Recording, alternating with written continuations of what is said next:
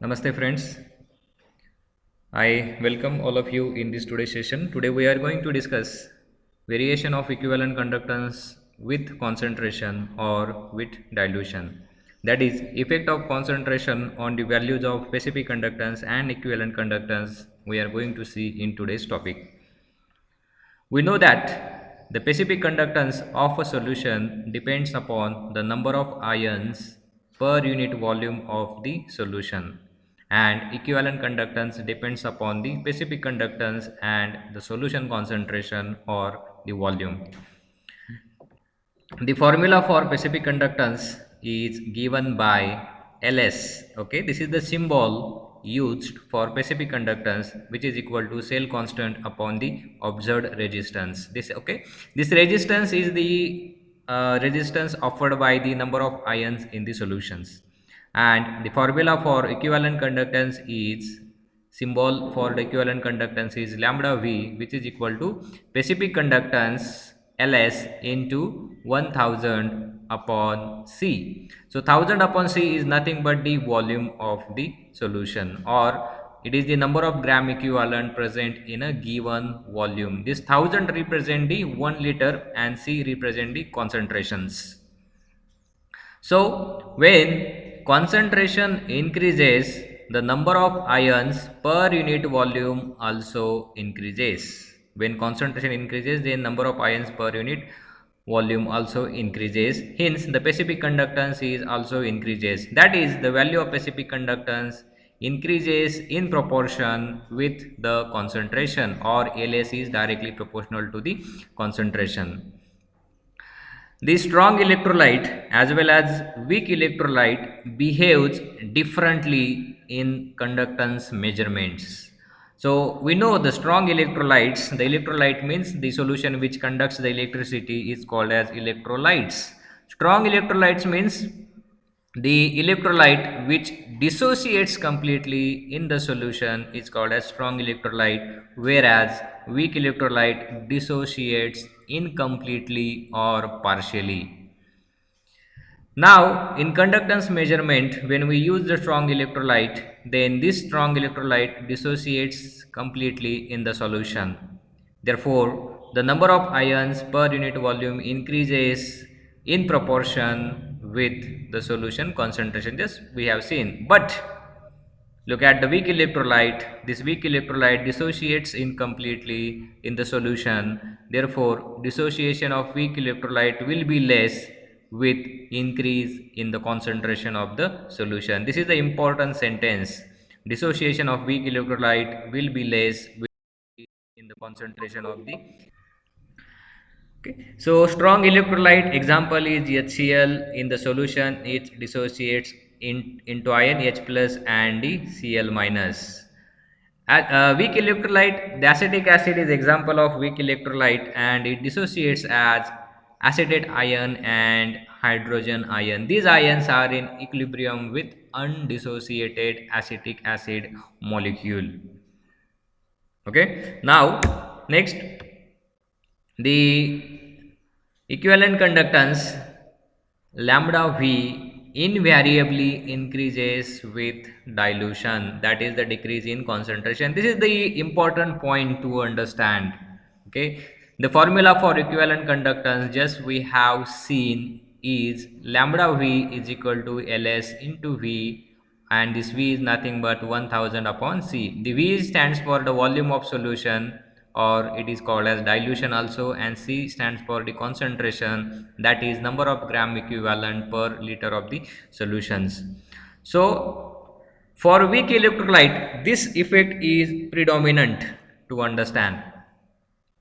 On dilution, the number of ions per unit volume decreases, hence the specific conductance also decreases. But in case of weak electrolyte, on dilution, the dissociation of weak electrolyte increases, hence the conductance increases and it reaches to limiting value as shown in figure below. I will read this sentence again. In case of weak electrolyte, on dilution, the dissociation of weak electrolyte increases. hence number of ions also increases, hence the conductance increases and it reaches to limiting value here. Okay, so what is happening? So when you go on diluting the solution, the concentration decreases, but okay, the dissociation of weak electrolyte increases, which gives rise to the more conductance.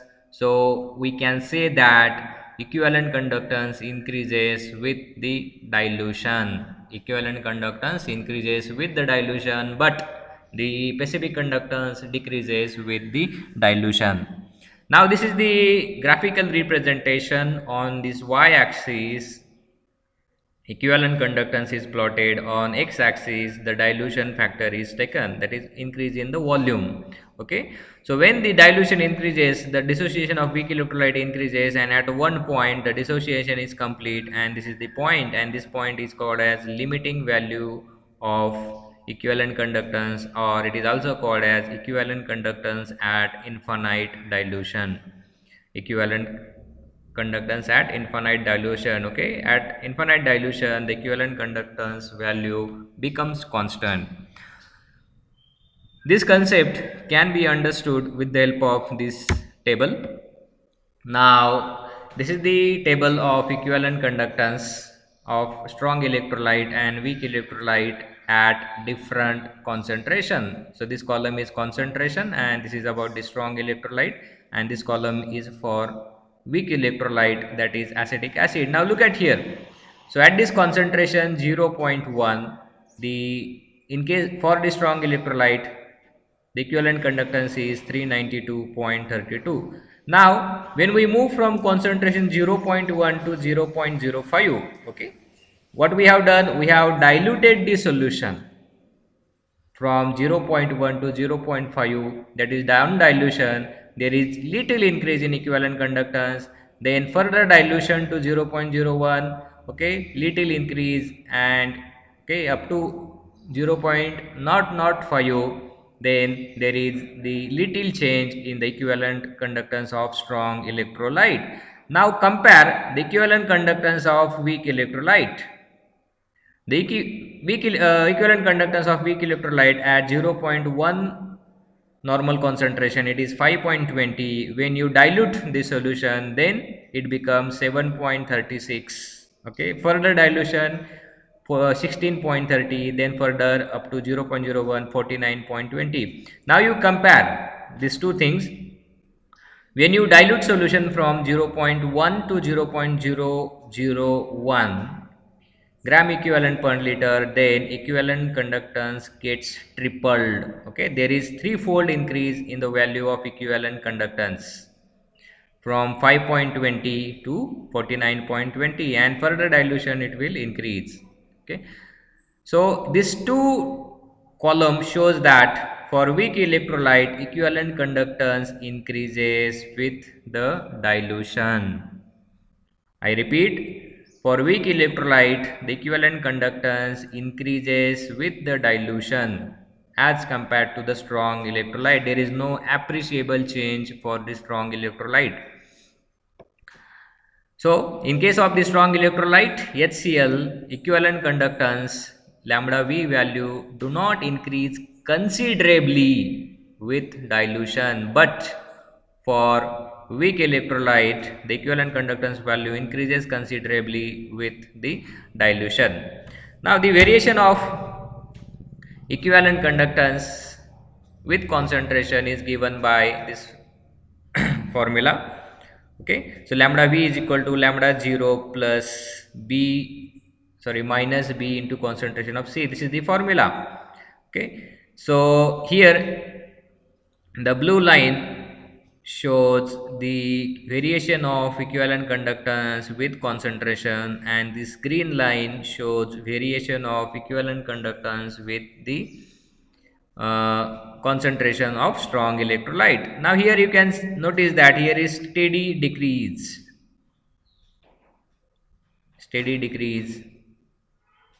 with the square root of the concentration of the equivalent conductance, and here is little invariable change with the concentration of weak electrolyte. Remember this plot in your exam Okay, in the competitive examination, the problem is asked. Okay, the blue line. Okay, this nature of graph is for which electrolyte, weak or strong, and this steady decrease is for which electrolyte. Okay, this is for the strong electrolyte and this is for the weak electrolyte. This curved path is for weak electrolyte and this linear decrease is for the HCl. Okay, so in next lecture we will see the equivalent conductance at infinite dilution and a law associated with it, that is the Kohlrausch law. Okay, that will be topic of our next session. So thank you for watching this session. If in case any difficulty, then please watch this session again and again, or you can call me or you can WhatsApp me. Thank you for attending this session.